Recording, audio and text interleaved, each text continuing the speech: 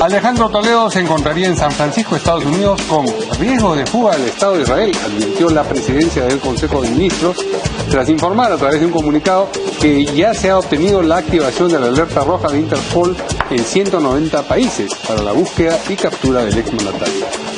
Para quien brinde información de su paradero, además, se ofrecen 100.000 soles de recompensa.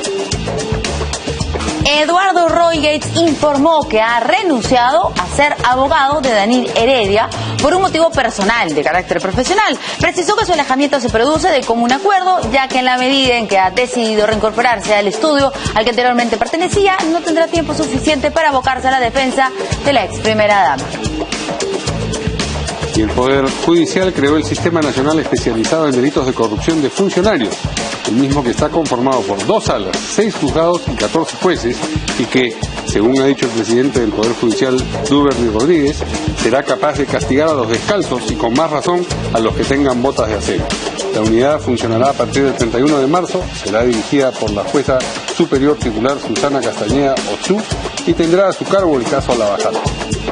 Los 9 congresistas de Nuevo Perú presentaron un oficio a Marco Arana exigiendo una reunión de la bancada del Frente Amplio para discutir diversos temas tras 2 meses en los que el grupo parlamentario no se ha dado cita.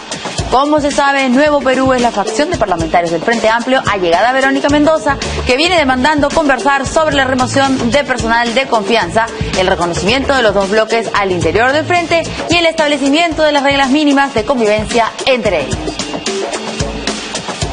Y como siempre, si usted quiere estar informado las 24 horas del día, tiene que seguirnos en nuestra página web www.canaln.pe.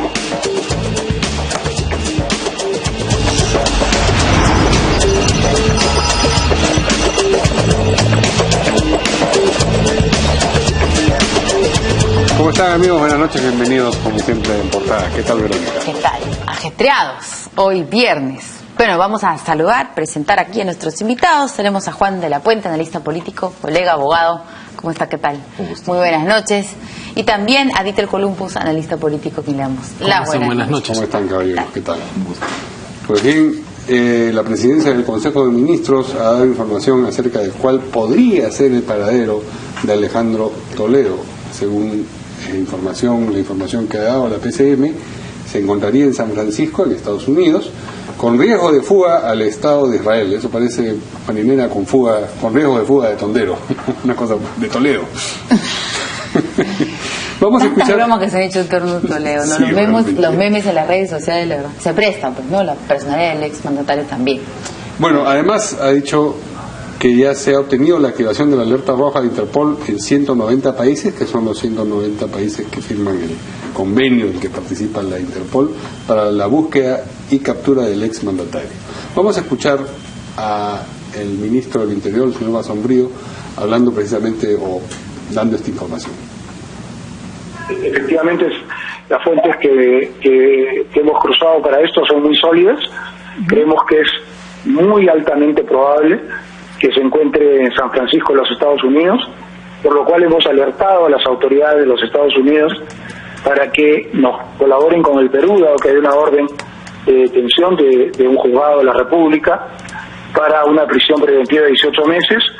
Hemos hecho la Cancillería ha hecho todas las coordinaciones con el Departamento de Estado de los Estados Unidos, solicitándole que se actúe con los organismos pertinentes para una detención y expulsión. Hemos hecho las gestiones al más alto nivel del Interpol y esto ya se ha concretado, así que 190 países que cuentan con Interpol, virtualmente todos, casi todos, tienen ya la alerta roja en caso de que esta persona que no se ha puesto a derecho quiera ingresar a esos países. Hemos hecho con ellos todas las gestiones porque tenemos razones fuertes para pensar que se encuentra en San Francisco, en los Estados Unidos, y también para pensar que planea viajar a el Estado de Israel.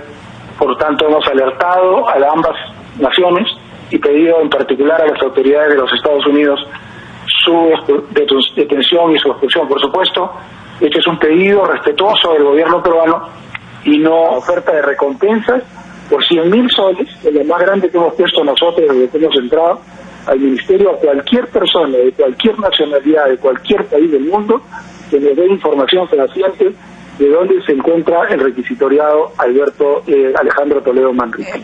Esta es una recompensa a nivel mundial. Quien nos le dé la información en cualquier país del mundo, una información clara, evidente de dónde se encuentra ese señor, recibirá la recompensa. Queremos ubicarlo hoy. ¿Tienen ustedes una idea más o menos cercana de por dónde se encontraría Alejandro Toledo, si efectivamente podría ser en Francia o en algún país? ¿Lo tienen más o menos claro?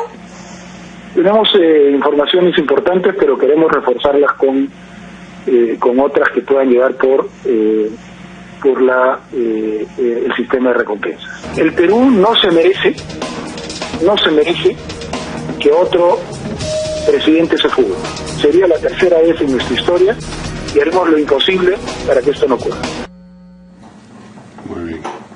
A ver, ¿qué dicen nuestros invitados sobre lo que ha ocurrido hoy día sobre el expresidente? Bueno, ayer, inmediatamente después de la decisión del juez Carguancho de dictarle prisión preventiva a Alejandro Toledo, se activó, yo creo que un mecanismo que tiene dos partes, ¿no? La actividad de Interpol, que es un sistema al que se integra el Estado peruano y que además es un sistema un poco complejo porque se supone que la Interpol tiene una sede aquí y a cargo de esa sede se encuentra un oficial de la Policía Nacional.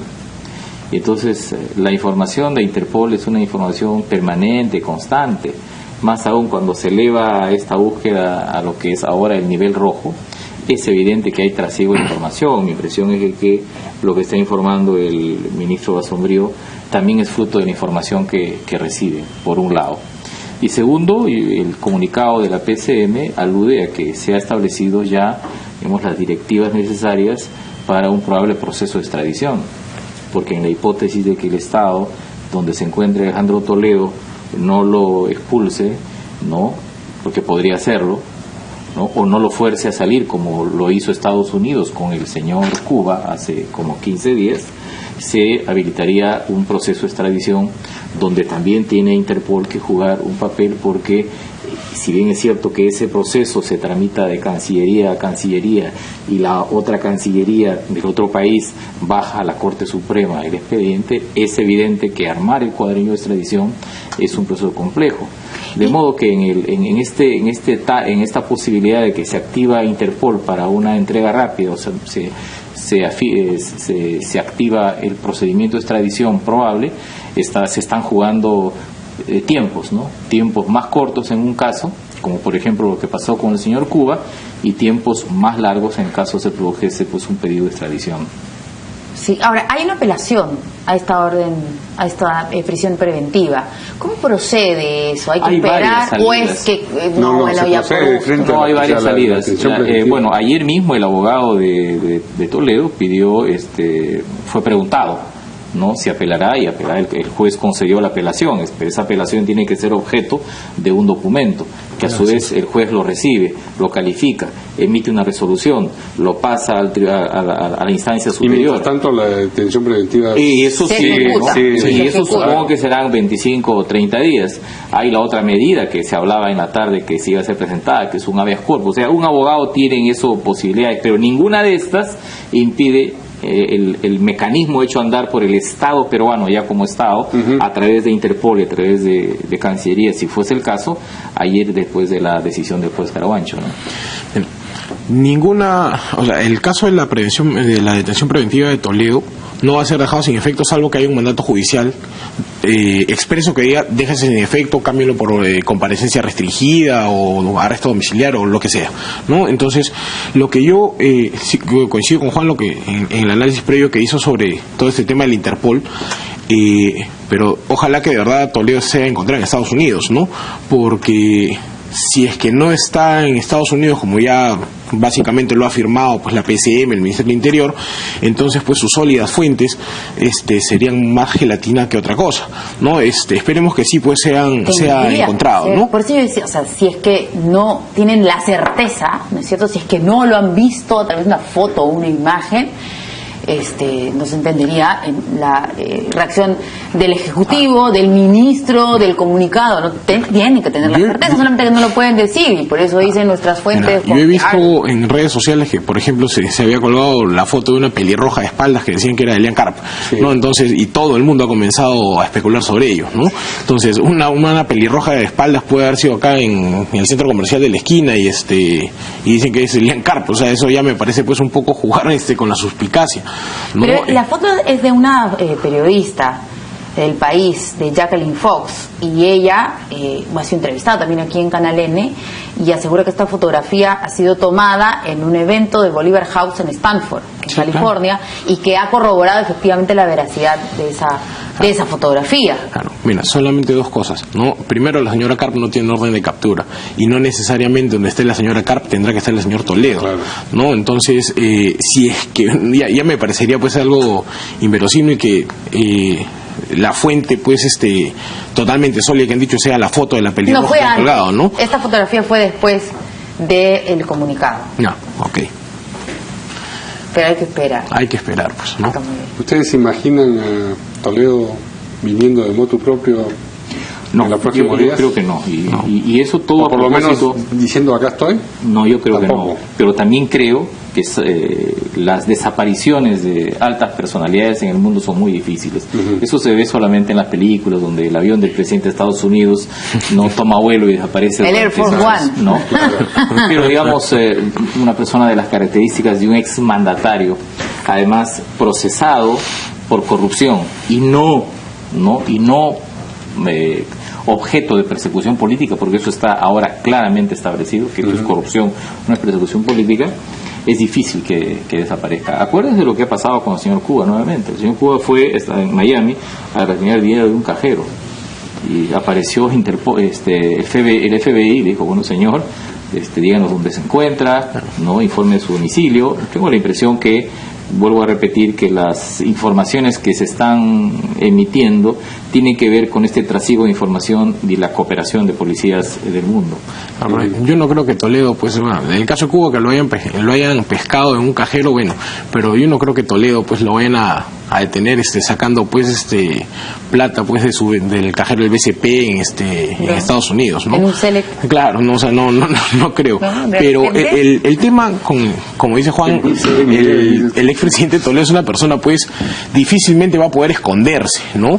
Ahora el tema es qué tan rápido va a poder ser traído al país, ¿no? Y eso va a depender mucho, primero, por ejemplo, cuando sacaron este tema del Interpol y demás, la embajada de Francia en Perú sacó un comunicado diciendo, por si acaso precisen, nosotros como gobierno nada tenemos que ver en el tema, diríjanse a la Interpol, que si bien es cierto está en Francia, es un organismo internacional independiente a nosotros. Si llega algo, en nuestro caso lo tramitaremos de acuerdo a los canales regulares y legales correspondientes.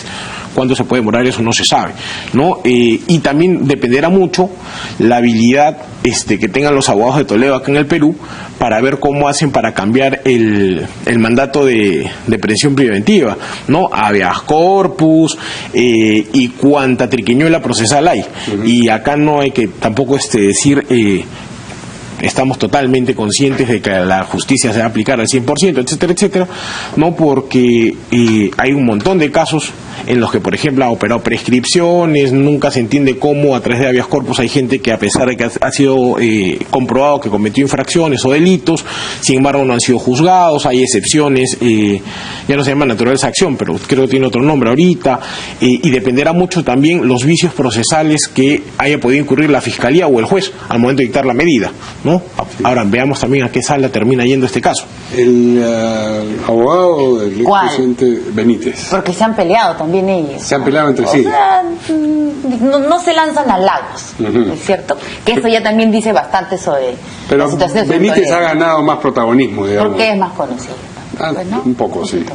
Ha hablado sobre el habeas corpus y la circunstancia de que lo está evaluando. Vamos a escucharlo. El primer paso que hemos dado después de la decisión del juez Richard Concepción es apelar y el lunes debemos formalizarlo por escrito para que la Corte Superior revise esa resolución que ha dictado. Pero paralelamente yo considero necesario presentar un habeas corpus porque hay muchas violaciones al debido proceso, la amenaza o venganza del juez Carguancho y además una serie de circunstancias que han aparecido, incluso la de poner su foto con una recompensa que podría ser objeto del habeas corpus para proteger los derechos fundamentales, porque creo que ahí, por ejemplo, hay un exceso de una persona a la cual todavía no hay una resolución consentida, ya estén ofreciendo una recompensa. Hace unos momentos sí. Bueno, es una recompensa para ubicarlo porque la justicia lo requiere y él no se ha presentado solito, entonces. Es cierto que hay diferencias en la defensa de Toledo. A mí me parece que la defensa de Heriberto Benítez es una defensa más procesalista y creo que en ese sentido es más ligera, ¿no? Porque hace énfasis en doctrina sobre corte internacional y mi impresión es que no aplica y da la impresión como que hay razones que no están vinculadas directamente al objeto de la imputación, mientras que el otro abogado, o sea, Aldea, ¿no? Yo creo que es más doctrinario y creo que tenía un enfoque más complejo y más jurídico, que son la doble imputación y el tema de la prescripción. Yo creo que ahí me parece que con Benítez ayer ha derrapado la defensa. Y sobre todo porque creo que no puede exhibirse jurisprudencia de la Corte Internacional, la Corte Interamericana de Derechos Humanos, en un tema donde está en discusión, ¿no?, la opacidad de las operaciones de los actos dignatarios y la corrupción. En estos últimos 10 años, y con mayor razón desde la crisis financiera del año 2008, los estados son mucho más severos en cuestionar, en ubicar, en capturar, ¿no?, a gente que tenga poder económico o político, para que rinda cuentas a la justicia. El hombre más rico de Brasil tuvo que hace 10 días regresar a Brasil y someterse. Entonces, eso me parece claro. Entonces, si es que se habla de un tema de venganza del juez, eso para un habeas corpus es muy liviano, ¿no? Para una casación, que es otra posibilidad que tiene todo abogado en estas circunstancias, es muy liviano.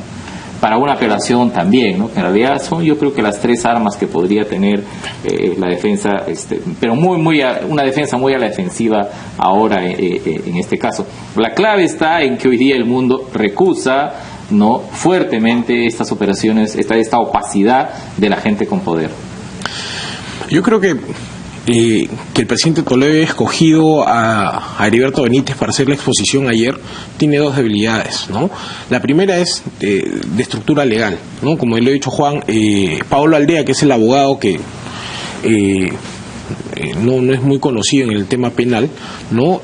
La verdad que tiene una posición mucho mejor estructurada que la de Benítez, ¿no? Ha sabido explicar de forma clara cuál es la posición del señor Toledo y además, revisando un poco, hasta resulta creíble parte de lo que el señor dice, ¿no? Sobre todo el tema de la doble imputación, ¿no? El tema de la prescripción todavía queda un poco se tendría que analizar un poco mejor, pero creo que el otro error ha sido de que si te están denunciando, te están procesando por un tema de corrupción de funcionarios, mal haces pues también llamar a un abogado que te defienda, que no precisamente a la, digámoslo así, en la percepción de la ciudadanía o de parte de ella, no tiene pues la mejor imagen, por decirlo de alguna manera, ¿no? Entonces, y además los argumentos del doctor Benítez el día de ayer han sido bastante abstractos, ¿no? ¿Cuál podría ser la lógica, si es que alguna, de haber buscado a Benítez? Ya señalaste los aspectos negativos. ¿Hay alguno positivo? La digamos, figuración política del personaje contribuye a este esfuerzo de darle a todo el proceso un tinte político. Mira, podría ser eso, o como que podría ser que es uno de los pocos que le aceptó defenderlo, ¿no? Que es más probable lo segundo que lo primero, ¿no? Entonces, en una situación tan compleja como la del presidente, donde prácticamente ya está, como se llama, creo yo, clara su suerte. Lo de suerte, digamos. Sí, no sé. Su infortunio. Y creo que es uno de los pocos abogados que aceptaría un caso tan complejo, ¿no? Vamos a llamarlo así, complejo. ¿Qué piensa Juan de la Puente? ¿Qué cosa puede haber llevado a Toledo, al expresidente Toledo, a buscar a Benítez como defensor? Es tomar lo que encuentra a la mano, considerando que supongo que las comunicaciones también son complicadas, deben ser llamadas telefónicas, ¿no? Además porque es una decisión sobre la base de que el anterior abogado se bajó, el doctor el doctor Obreo del estudio Vallerriestra, y que además se bajó inmediatamente después de pedida o lanzada la información sobre la imputación de Toledo.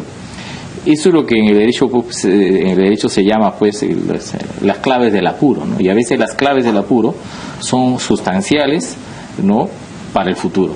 O sea, mucho depende cómo empiece su defensa para que también ver cómo la llevas y cómo la terminas, ¿no? Conversábamos además sobre algún mea culpa, ¿no? No sé, en general de la población, políticos, Perú posibilistas, ¿no? No hay ni uno que ha salido a decir algo. Todos dicen, yo lo conocí hasta tal fecha, yo estuve con él hasta tal, el año pasado, antes de ayer, yo no lo vi. Nadie, ¿no es cierto? Y eso es muy malo, y eso es muy malo. Yo hoy día publico un artículo en La República porque yo he encontrado que la mayoría de los que han hablado se han sentido solo indignados por Toledo y no han asumido una responsabilidad política. Y a mí me parece que esta asunción de una responsabilidad política es muy republicana.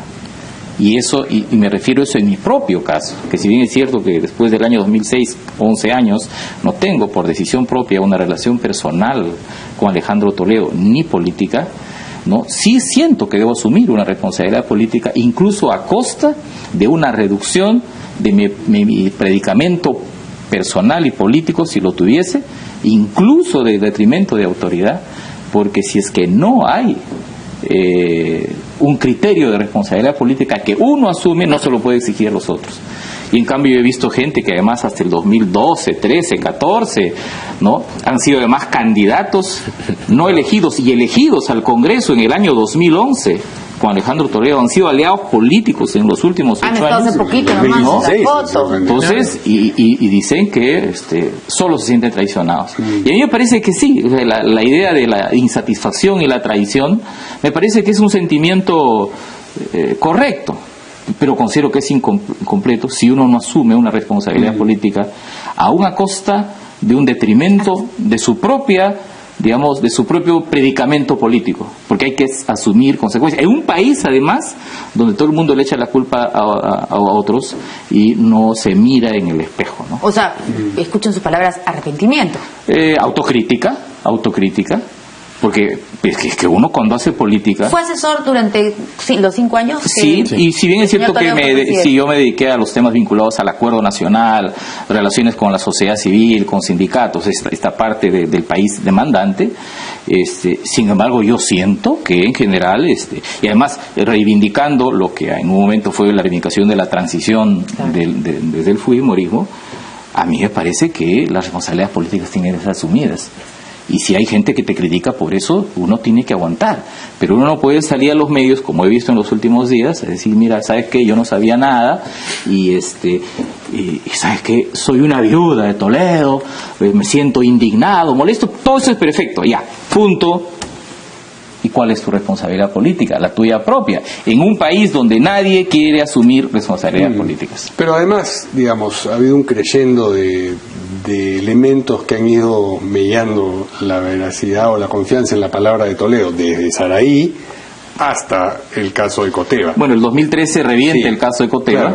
Claro, y ahí uno diría, bueno, esto de acá, no tengo las pruebas, pero tiene un muy mal sabor, y hubo gente que siguió defendiéndolo y creyendo en sus distintas versiones, además, porque estaba atada políticamente a él, ¿no? Sí, muchos oficiaron de traducciones de Alejandro Toledo en los últimos años, y hoy dicen... Y solo cuando ya no hay, digamos, me siento traicionado.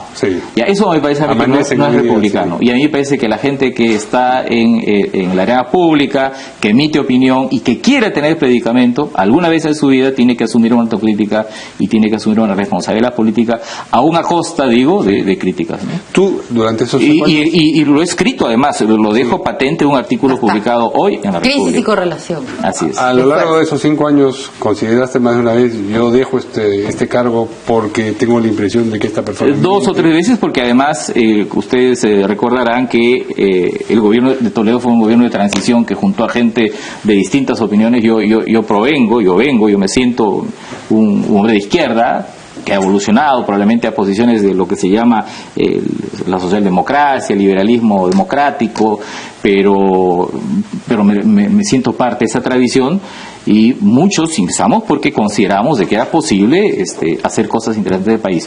Mi trabajo básicamente vinculado al Acuerdo Nacional, y yo creo que en un momento fue exitoso, pero hubo muchas diferencias en mucho... ¿Y qué fue lo que en esas 2 o 3 oportunidades te hizo retroceder? La renuncia no aceptada, o en todo caso también la posibilidad de que se puedan hacer cosas. Por ejemplo, me involucré mucho en la decisión, en la organización del programa Juntos. Yo dirigí el primer equipo que organizó el programa Juntos durante 5 meses, y luego ya pasó a un equipo mucho ¿Y ahora más piensas completo. que tendrías que haberte ido? Yo creo que no, creo que me parecía una apuesta política, pero obviamente...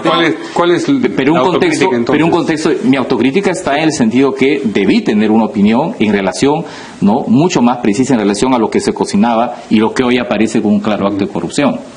Porque evidentemente... ¿Pero esa opinión no te habría llevado a renunciar? En ese caso, si es que yo hubiera tenido la perspicacia, sí. En eso radica mi responsabilidad política. Sí, pues. ¿Y qué vio que se estaba cocinando?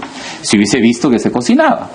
Claro, pero no viste que se cocinaba. No, pues, porque además la manera como aparece hoy día esta trama es una manera muy complicada, con reuniones fuera del país, y etcétera, y cosas de esta naturaleza. Pero ¿a dónde yo voy? A llamar a que la gente asuma responsabilidad política.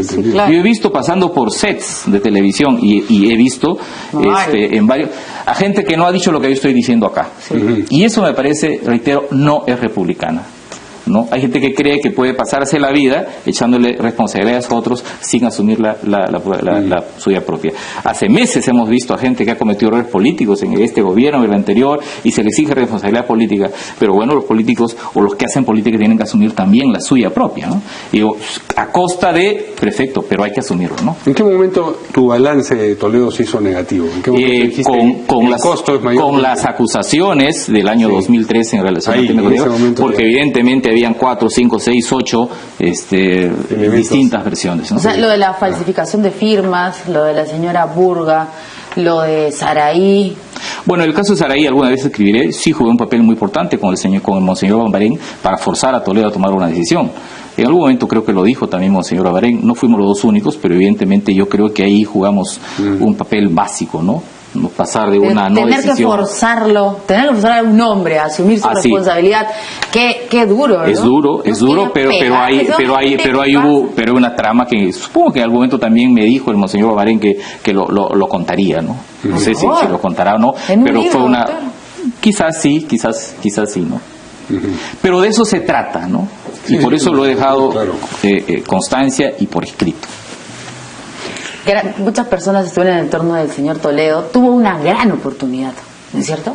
El país, muchas grandes personas, apostaron por él. El país le dio muchas oportunidades a Alejandro Toledo.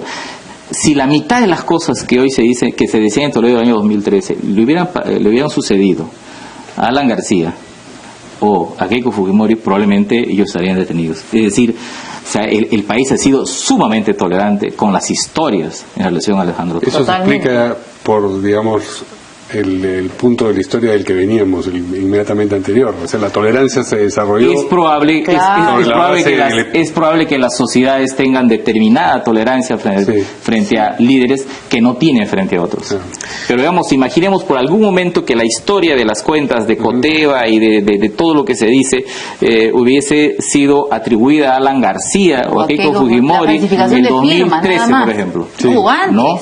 Y entonces yo creo que el país hubiese reaccionado de otra manera. Bueno, eso tiene que ver con la lógica del fujimorismo y el antifujimorismo, el aprismo y el antiaprismo, que ha sido una constante en los años, del año 2001 para adelante, ¿no?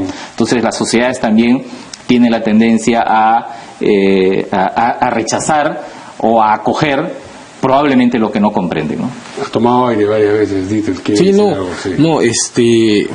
a mí me parece saludable lo que ya ha explicado Juan, ¿no? Porque es raro escuchar en alguien que ha estado en el entorno inmediato del expresidente Toledo hacer por lo menos una mínima autocrítica. Juan tiene, como lo ha dicho, pues 11 años de distanciamiento entre Toledo y él, ¿no? Pero hay gente que en la última campaña participó activamente con él, lo apoyó, candidateó, y ya se sabía el tema de Coteva, no tuvieron reparo alguno, y hoy los escuchas pues en varios canales de televisión, en medios, diciendo: qué asco lo que ha pasado con Toledo, qué mal, que se pudre en la cárcel y no sé qué, ¿no?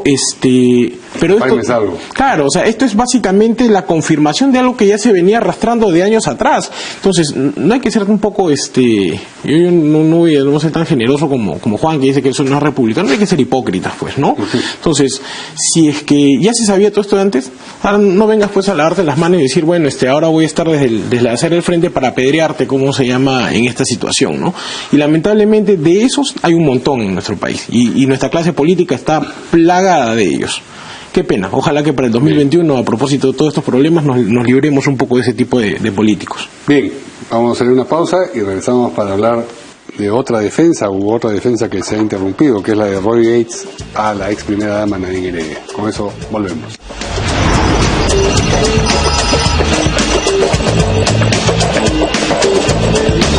Bueno, hoy ha sido noticia otro abogado, no solamente el señor Heriberto Benítez, sino el señor Roy Gates, que informó de manera oficial a través de los medios de comunicación que ya no era más abogado de la señora Nadine Heredia, y dice que por temas profesionales, porque ha regresado al bufete de abogados donde él pertenecía, que es el de su padre, tengo entendido, ¿no?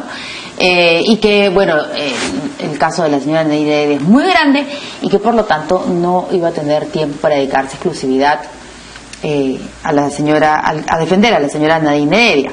Vamos a escuchar lo que él ha dicho.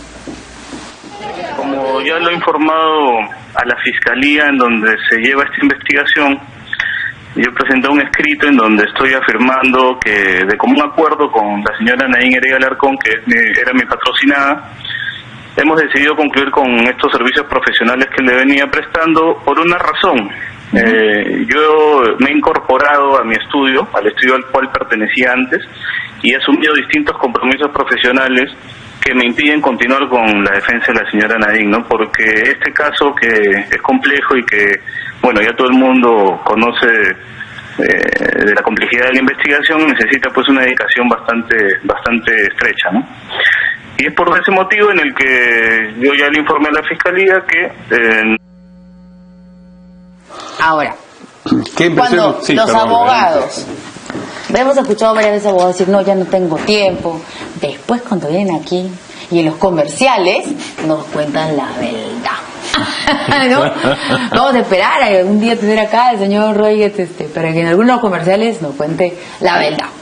Pero ustedes, ¿qué dicen? De repente soy yo muy perspicaz. No, somos las mujeres, somos así. O sea, un abogado deja de defender, lo digo como abogado, a un cliente cuando, primero, uno, no cree en su versión. Segundo, cuando tiene mejores clientes, ¿no? Y tercero, cuando se pelea con su cliente por razones profesionales, ¿no? Y yo tengo la impresión que de la versión que da el señor Roy Gates, que además dejo la defensa para irme a mi estudio de abogados, es un contrasentido, porque se supone que tú lo defiendes desde tu estudio, pues, ¿no? O sea, lo defendías sin estudio. Es evidente que hayan habido, pues, probablemente desacuerdos. Además, por la señora Heredia ha tenido, yo diría, sucesivas derrotas procesales. O puede ser también la intuición de que viene un problema más grueso del que no quiere tener entre manos. Es probable, pero también es cierto que tanto ella como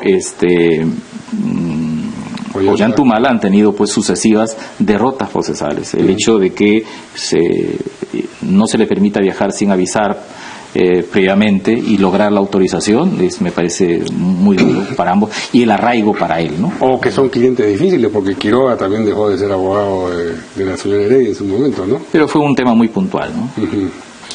Yo creo que el caso del doctor Roy Gates tiene más que ver con otra cosa, con la situación en la que está ahorita la señora Heredia. Yo creo que sí es cierto, un abogado deja a sus clientes o se aparta de la defensa de sus clientes en algunos supuestos, como lo ha dicho Juan, ¿no?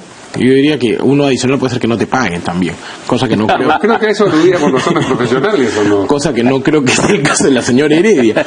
Pero también es cierto de que puede ser el caso que el señor Roy Gates haya analizado la situación y haya visto pues de que el futuro procesal de la señora esté tan complicado al punto que ya comprometa su imagen profesional demasiado, ¿no? Entonces, como dicen, ya cuando se hunde, ¿no? Comienzan a saltar. Entonces, a lo mejor el doctor Roy lo que ha dicho es, mira, ¿sabes qué? El tema ya es demasiado complejo, teniendo en cuenta que ella es una persona compleja también, entonces mejor hasta acá quedamos y seguimos siendo amigos, nos escribimos por Twitter, Facebook, lo que tú quieras, pero búscate otro abogado, ¿no? Benítez. No, Dios mío.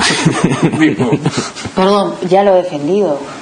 Ya la he defendido, no legalmente, pero sí políticamente hasta morir, ¿cierto? Así que de repente tú tienes una bola de cristal.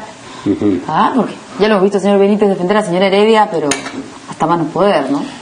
Pero yo creo que la señora Heredia necesita ahora un abogado estructurado en temas penales tan complejos y no políticos, ¿no? Porque si no, yo creo que la señora Heredia pues va a tener que renunciar de verdad a su trabajo en la FAO, venirse acá y seguir su tema procesal, salvo que encuentre un abogado. El doctor Nagasaki debe estar escondido, digo yo, porque es el candidato. Lo bueno de toda esta situación, vamos a decirlo así, para los abogados es de que trabajo para los penalistas va a haber un montón. No, bueno, sí que... va a haber trabajo para penalistas, o sea, va a haber bonanza de penalistas, ¿no?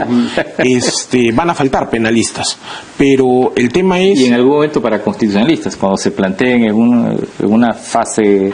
los habeas corpus, amparos, y esto pase luego y RAC, ¿no? Con recurso de agravo constitucional, llega al Tribunal Constitucional.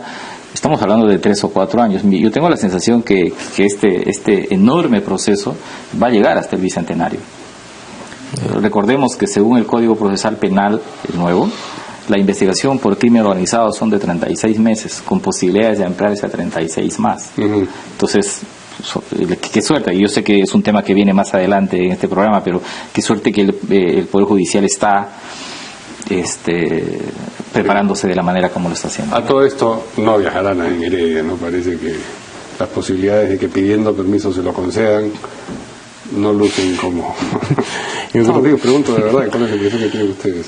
No, la verdad, yo no creo que, dada la coyuntura, no creo que le permitan salir para nada. Ahora, yo no sé si Juan, ¿cómo se llama?, tenga una opinión distinta, pero estamos en una situación en la que si el Poder Judicial, independientemente si procesalmente pudiera proceder o no lo que pidan, en esta coyuntura pues se podría tomar como que estamos siendo como justicias flexibles con actos de corrupción, ¿no? Entonces, y eso no creo que no necesita el país, no lo necesita la imagen del Poder Judicial, y en realidad la sociedad no creo que lo va a tolerar, no lo va a tomar muy bien. De repente por eso es que ha renunciado.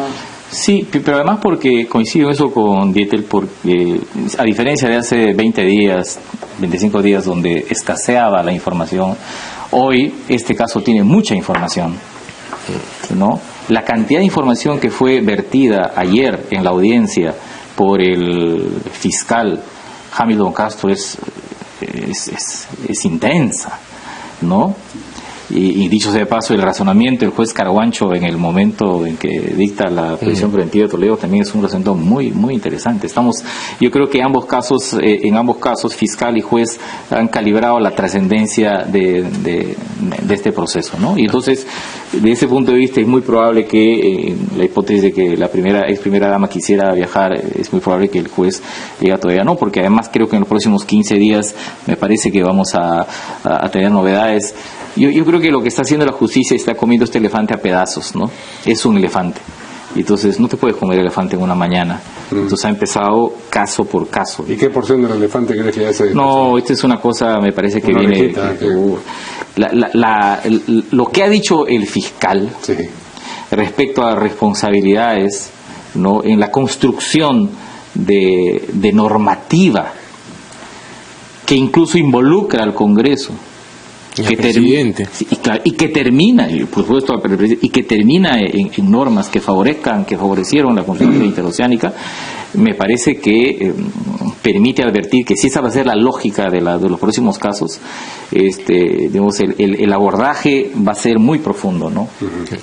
La estructura de los argumentos del juez Carguancho ayer han sido bien complejos, y además, como mencionaba Juan, no solamente se va a ceñir a Toledo, por ejemplo, ¿no?, sino que la racionalidad de los argumentos van a abrir el abanico de tal manera que, por ejemplo, ayer ya yo no sé si de forma consciente o inconsciente, ya involucró al presidente de la República en ese tema, ¿no?, con esta ley, la 28670, creo que era la que favoreció a Odebrecht, ¿no?, y por el simple hecho de que el presidente Toledo la firmó y el presidente Kuczynski en aquel entonces como premier la refrendó, ¿no?, que era un tema que se venía discutiendo tiempo atrás. Bueno, ahora judicialmente el juez ha señalado que esa ley fue dada con nombre propio, firmada por el presidente de la República, por el entonces premier, para favorecer a una empresa en particular.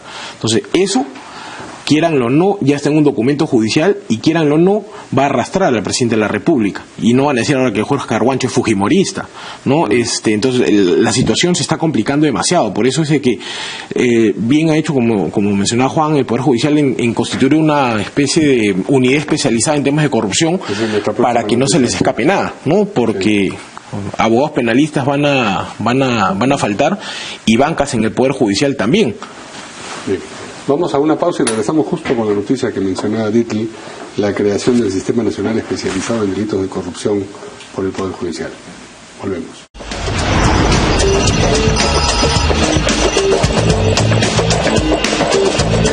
Muy bien, como decíamos antes de la pausa, el Poder Judicial ha creado el Sistema Nacional Especializado en Delitos de Corrupción de Funcionarios, que está conformado por 2 salas, 6 juzgados, 14 jueces, y que, según ha dicho Duberlí Rodríguez, presidente del Poder Judicial, va a ser capaz de castigar a los descalzos y con más razón a los que tengan botas de acero. Es una figura sofisticada. Esta unidad va a funcionar a partir del 31 de marzo, o sea que falta un buen mes y medio para que empiece a funcionar. Va a ser dirigida por la jueza superior titular Susana Castañeda Otsu, y va a tener a su cargo, por supuesto, el caso Lava Jato. A mí me parece una gran cosa. Yo creo que si yo tendría que decir que la novedad en términos procesales hoy es eso, ¿no? Y me parece que tiene calado. Habría que recordar 2 cosas, ¿no? Primero es que ya en el pasado, en relación a la corrupción regional, el Estado el Poder Judicial forzó la creación de una sala penal nacional, pero en el contexto de dificultades financieras y de dificultades de procedimiento que van de abajo hacia arriba. Y lo que he hecho es perfeccionar ese modelo, y entonces hoy lo que podríamos decirte, lo que tenemos es una institucionalidad judicial anticorrupción con la que se está dotando el órgano jurisdiccional en el Perú. Esa es una primera cosa. Y segundo, esto pretende hacer que el juzgamiento sea más rápido, porque hay que recordar que en términos de crimen organizado nosotros no hemos tenido grandes casos en proceso. Digamos, un mega caso que era el caso de estos señores del norte del país, acusados de lavado de activos, el de los Sánchez Paredes, que amenazaba hacer hace 4 años un mega caso, un mega proceso, tiene dificultades para hacerlo.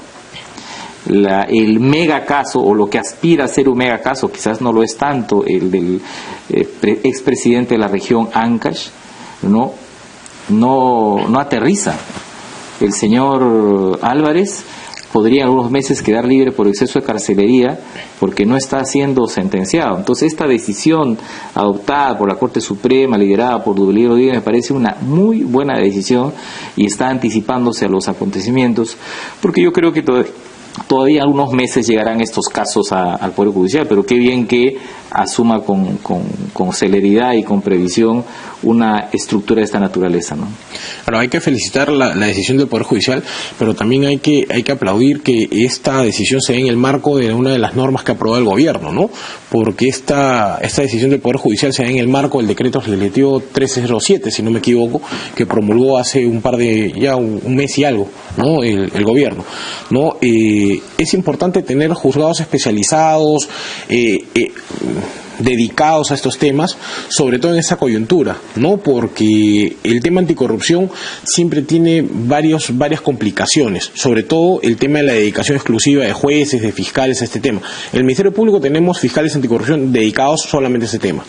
Ahora hay que tener juzgados no solamente especializados, sino que tengan los recursos para poder asumir ese rol, ¿no? El tema es cuánto se van a demorar los casos en llegar a los juzgados, ¿no? Porque, por ejemplo, el caso de la señora Heredia tiene pues ya perdí la cuenta de cuánto tiempo, y hasta ahorita formalmente no 2 años tranquilamente, ¿no?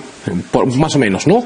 Sí. Y no llega pues todavía a la fase judicial, ¿no? Y así como es, hay muchísimos casos, pero hay que ver también cómo llegan los casos de corrupción al Poder Judicial. Hay veces que llegan pues por cualquier cosa, con pruebas mal estructuradas, o simplemente por ahí que se presenta una denuncia sin sustento y se comienza a cargar el sistema judicial, ¿no?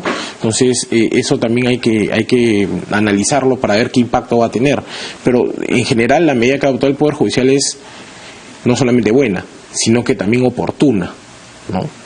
Pero hay una diferencia clara entre al inicio de todo este tema Odebrecht, que escuchábamos o veíamos comunicados de la Fiscalía diciendo que está pidiendo plata al Ejecutivo para que puedan implementarse todo lo que se necesita con lo que se viene, que el Poder Judicial está en lo mismo, a tener ahora estos juzgados especializados, ¿no es cierto? O sea, plantea la cosa de otra forma. A mí me parece, además, haber visto al presidente del Poder Judicial cuando recién incluso inauguró el año judicial, muy claro con este tema, sí, ¿no? Sí. Cauteloso, pero seguro. Acá vamos a ser imparciales, vamos a jugar, pero con calma. Así que pareciera que las cosas están encaminadas ahí, ¿no? Y además, la doctora Susana Castañeda es una excelente profesional, ¿no? Excelente magistrada, ¿no? Dicho sea de paso, ha sido mi profesora en la universidad. Bastante, sí, con la justa, ¿qué curso? Penal, ¿no? Muy recta, muy correcta, ¿no? Que es bastante para el Poder Judicial.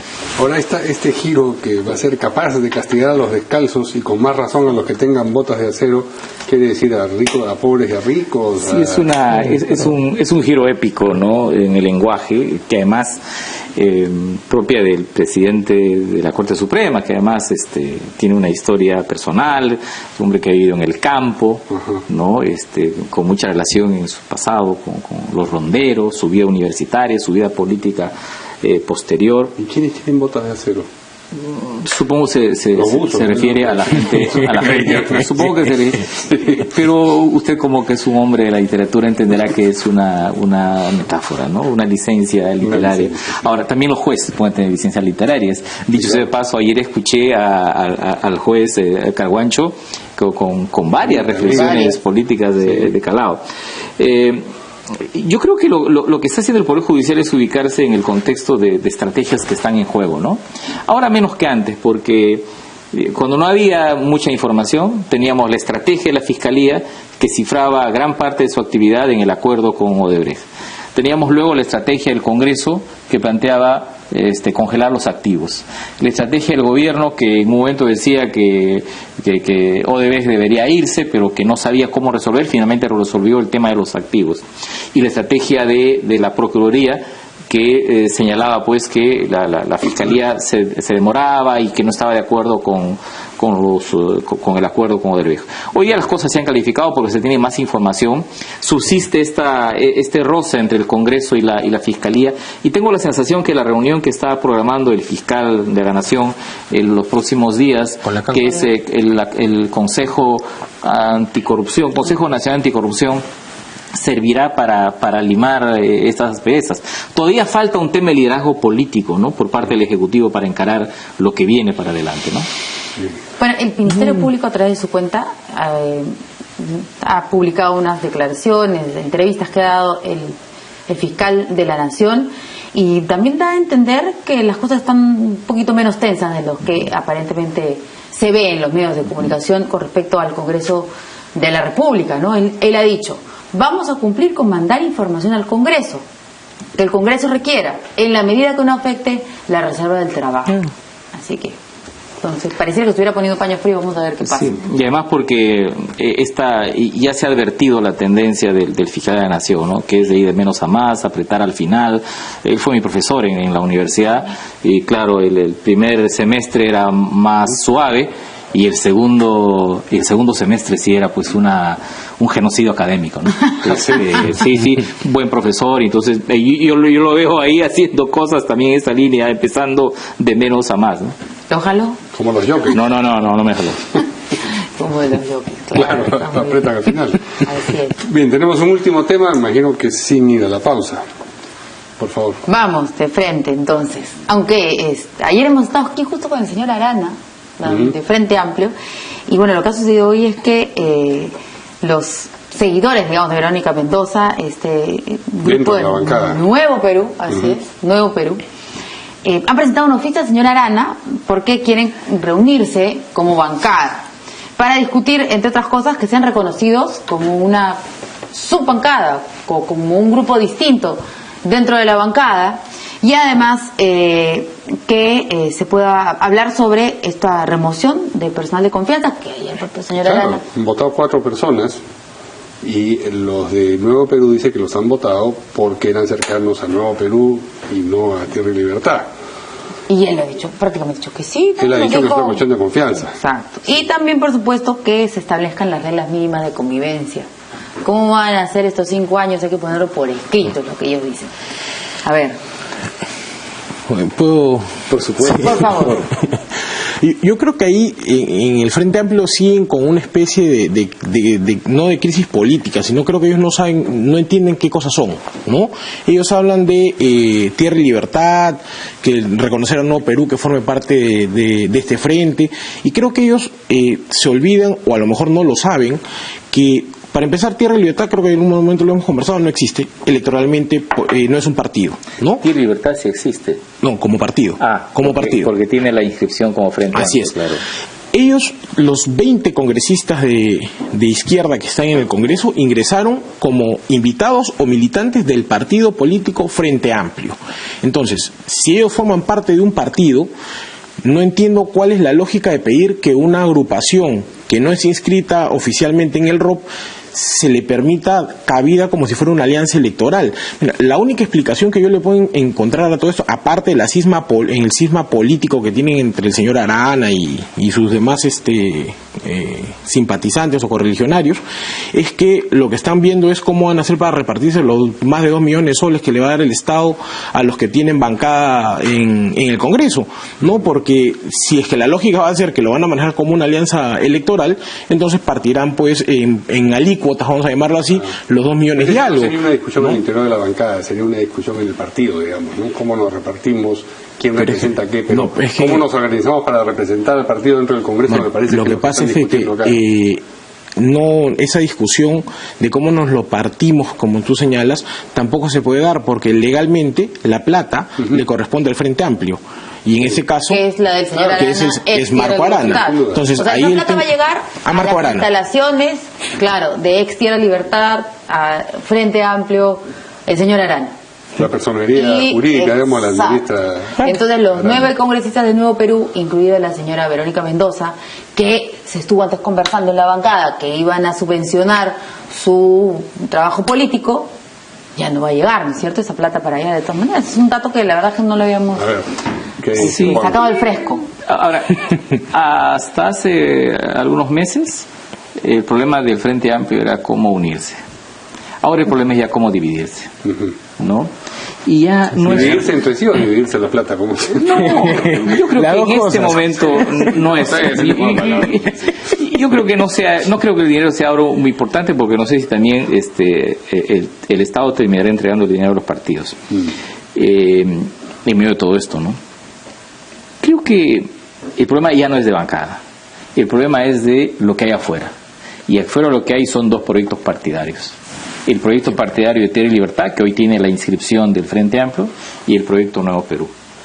A mí me parece que, roto este matrimonio o esta convivencia, este servinacuy, me parece que el sentido de la libertad es lo que debería primar, ¿no? Y tras del problema del partido es el problema del proyecto y liderazgo. Entonces, no es un tema de bancada, es un tema de partido, es un tema de liderazgo, un tema de proyecto, y yo veo muy pocas posibilidades de que eso, que haya pero una la discusión regla. a la que están llamando es la reunión de bancada, es decir, claro, tiene problemas operativos la bancada para funcionar. Pero la verdad es que los grandes problemas políticos siempre tienen un cariz administrativo.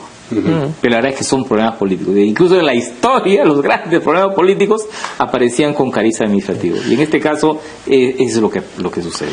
Yo solamente quería precisar algo de lo que ha dicho Juan, ¿no? Juan dice que a lo mejor no es importante el tema de la plata en este momento. Yo creo que sí, porque si es que el proyecto de Nuevo Perú es formar un partido, bueno, pues juntar los millones de firmas que se necesitan no es gratis, y no es barato tampoco. Entonces, por ahí que 1 milloncito y tanto de soles, si es que llegaran a eso, en algo les puede ayudar para que legalmente existan. Están discutiendo sobre el capital, no el de Marx, sino el que precisan. Sí, ahora, de lo que yo sé, esa discusión económica no existe ahora. Mi impresión es de que están discutiendo en el fondo cómo debería operar la bancada cuando la discusión es mucho más compleja y es sobre afuera. A mí me parece que tanto Tierra y Libertad, que es un proyecto político interesante, es un partido ecologista, ¿no? Tiene derecho a existir, como también tiene derecho a existir Nuevo Perú. Mientras más haya distancia entre ellos, va a ser mucho más difícil en el futuro volverse a juntar bajo un paraguas grande. Juntos de nuevo. Si es que si la distancia no es mayor, si esta disputa queda acá y se produce un divorcio mucho más amigable, ¿no? O una administración de las diferencias políticas más amigables, podrían en algún momento estar sobre un paraguas común. Si no, va a ser muy difícil, porque estas rencillas van a pasar la factura. Es lo que está pasando en proyectos mucho más teóricamente acabados, como Podemos en España, ¿no? Pero no se sabe, bueno, ya estamos por acabar, y la verdad es que esto de Frente Amplio pinta para largo todavía, porque internamente no tienen cómo organizarse y les falta 5 años.